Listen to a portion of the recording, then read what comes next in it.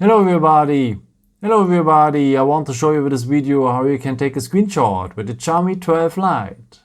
And for that you will have three ways for. Let me show you the first one. It works with the buttons. So you will need the power button for and the volume down button. Just press these both buttons for short together and you're having a screenshot. After you can see the preview and you can share this screenshot also directly with Messenger, WhatsApp and so on. One more time. The power button and the volume down button just for short together and you're having a screenshot. If you tap here on the preview, you're also able to crop a part of it, by the way, what is pretty cool. Maybe if you want to capture a picture from a website or something like this, pretty awesome tool for that.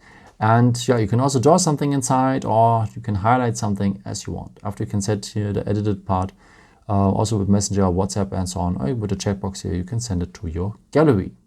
And there's a third way to take a screenshot, and for that you will need three fingers. A very nice way, by the way. Just scroll it down and you're having a screenshot as well. Please take care that you don't do it from too much above, because then you will have the notifications and so on. So do that below the camera with three fingers, slide them down the screen, and you're having a screenshot as well. And the third way to have a screenshot is with the control center. So just scroll down here right next to the camera, then you're having the control center, and the part of it is here the icon with the scissor in it. So just tap on it and you're having a screenshot as well. You where to find the screenshots after, of course, here at the gallery. So they are mixed up here with the photos and so on from the camera. So this is the reason why I recommend you to go into albums, because the screenshots have here their own folder just for your screenshots. Yeah, I hope I could help you with this video and answer a question. And yeah, maybe if you want, you can leave me a nice comment or give me a thumbs up. That would be very helpful for my videos. Thank you so much for.